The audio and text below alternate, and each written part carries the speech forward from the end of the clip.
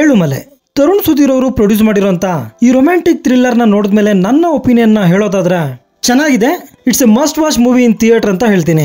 ಈ ರೀತಿಯ seated thriller ಸಿನಿಮಾಗಳನ್ನ ಥಿಯೇಟರ್ ಅಲ್ಲಿ ನೋಡಿದ್ರೇನೆ ಮಜಾ ಬರೋದು. ನನಗೆ ಈ ಸಿನಿಮಾದಲ್ಲಿ ಇಷ್ಟ ಆಗಿದ್ದು ಮೂಲ ಕಥೆಯ ಜೊತೆಗೆ ಉಪಕಥೆಗಳನ್ನು ಕೂಡ ಇಂಟ್ರೆಸ್ಟಿಂಗ್ ಆಗಿ ಪ್ರೆಸೆಂಟ್ ಮಾಡಿರೋದು. ಹಾಗೆ ಲವ್, ಎಮೋಷನ್ಸ್, ರಕ್ತಪಾತ ಇವ್ಯಾವುದನ್ನು ವೈಭವೀಕರಿಸದೆ ಒಂದೊಳ್ಳೆ ಥ್ರಿಲ್ಲರ್ ಸಿನಿಮಾನ ಕೊಡ್ಬೇಕನ್ನೋ ನಿರ್ದೇಶಕರ ಹಾನೆಸ್ಟ್ ಎಫರ್ಟ್ ನನಗೆ ಇಷ್ಟ ಆಯ್ತು. ನಾನು ಈ ರೀಸೆಂಟ್ ಇಯರ್ಸ್ ಅಲ್ಲಿ ಒಂದು ಥ್ರಿಲ್ಲರ್ ಮೂವಿಗೆ ವಿಸಿಲ್ಸ್ ಬಿದ್ದಿದ್ದನ್ನ ಈ ಮೂವಿಯಲ್ಲೇ ನೋಡಿದ್ದು. ಇನ್ನು ಈ ಮೂವಿಯ ಪ್ಲಾಟ್ ವಿಷಯಕ್ಕೆ ಬರೋದಾದ್ರೆ ಕರ್ನಾಟಕ ಮೂಲದ ಹರೀಶ ಹಾಗೂ ತಮಿಳುನಾಡು ಮೂಲದ ರೇವತಿ ಇವರಿಬ್ರು ಪ್ರೇಮಿಗಳು. ಒಂದಿನ ಇವರಿಬ್ರು ಮನೆ ಬಿಟ್ಟು ಓಡ್ ಹೋಗೋದಕ್ಕೆ ಪ್ಲಾನ್ ಮಾಡ್ತಾರೆ. ಆದ್ರೆ ಇವರಿಬ್ರು ಇನ್ನೇನು ಸ್ವಲ್ಪ ಹೊತ್ತಿನಲ್ಲೇ ಮೀಟ್ ಆಗ್ಬೇಕು ಅನ್ನೋ ಅಷ್ಟರಲ್ಲಿ ಇವರಿಬ್ರು ಕೂಡ ಒಂದೊಂದು ತೊಂದರೆಯಲ್ಲಿ ಸಿಕ್ಕಾಕೊಳ್ತಾರೆ. ಆ ತೊಂದರೆ ಏನು ಹಾಗೂ ಇವರಿಬ್ರು ಒಂದಾದ್ರ ಇಲ್ವಾ ಅನ್ನೋದೇ ಈ ಸಿನಿಮಾದ ಸ್ಟೋರಿ. ಮೂಲ ಕಥೆ ಇದೆ ಆದ್ರೂ ಕೂಡ ಇಲ್ಲಿಗಲ್ ಗನ್ ಸಪ್ಲೈ, ವೀರಪ್ಪನ್ನ ಹಿಡಿಯುವಂತ ಕಾರ್ಯಾಚರಣೆ, ಪೊಲೀಸ್ ಸ್ಟೇಷನ್ ನಲ್ಲಿನ ಲಾಕ್ಅಪ್ ಡೆತ್, ಹೀಗೆ ಸಿನಿಮಾದಲ್ಲಿ 3 ಉಪಕಥೆಗಳು ನಡೀತಿರ್ತವೆ. ನಿರ್ದೇಶಕರು ಸಿನಿಮಾದ ಕಥೆ 2004 ಅಲ್ಲಿ ನಡೆಯುತ್ತೆ ಅನ್ನೋದನ್ನ ಕಷ್ಟಪಡದೆ ತುಂಬಾ ಸಿಂಪಲ್ ಆಗಿ ಕನ್ವೆ ಮಾಡಿದ್ದಾರೆ. ಉದಾಹರಣೆಗೆ ಹೇಳೋದಾದ್ರೆ 2004 ಅಲ್ಲಿ ಬ್ಲಾಕ್ ಬಸ್ಟರ್ ಆದಂತ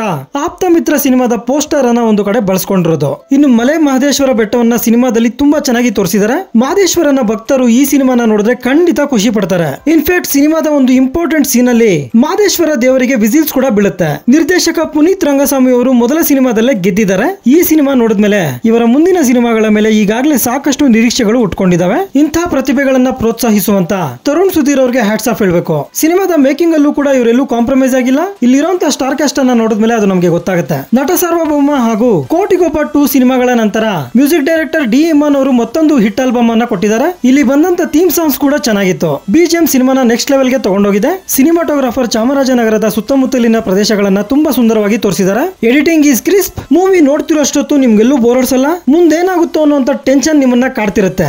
ಆಕ್ಟರ್ಸ್ ಪರ್ಫಾರ್ಮೆನ್ಸ್ ಈ ಸಿನಿಮಾದ ಹೈಲೈಟ್ ಅಂತ ಹೇಳ್ಬೋದು. ಪ್ರತಿಯೊಬ್ಬರು ಜಿದ್ದಿಗೆ ಬಿದ್ದು ಇಲ್ಲಿ ಆಕ್ಟ್ ಮಾಡಿದ್ದಾರೆ. ರಾಣಾ ಅವರು ಹರೀಶ್ ಪಾತ್ರಕ್ಕೆ ಸೂಟ್ ಆಗಿದ್ದಾರೆ. ಈ ಸಿನಿಮಾದ ನಂತರ ಪ್ರಿಯಾಂಕಾ ಆಚಾರ್ ಅವರಿಗೆ ಮತ್ತಷ್ಟು ಅವಕಾಶಗಳು ಸಿಗ್ತವೆ. ಎಂದಿನಂತೆ ಕಿಶೋರ್ ಅವರು ಪೊಲೀಸ್ ಆಫೀಸರ್ ಪಾತ್ರದಲ್ಲಿ ಖಡಕ್ ಆಗಿ ಆಕ್ಟ್ ಮಾಡಿದ್ದಾರೆ. ಇನ್ನೇನು ರಿಟೈರ್ಡ್ ಆಗುವ ಪೊಲೀಸ್ ಪಾತ್ರದಲ್ಲಿ ನಾಗಾಭರಣ ಅವರು ಇಷ್ಟ ಆಗ್ತಾರೆ. ಜಗಪತಿ ಬಾಬು ಅವ್ರಿಗೂ ಕೂಡ ಒಂದು ಪ್ರಮುಖ ಪಾತ್ರ ಇಲ್ಲಿ ಸಿಕ್ಕಿದೆ.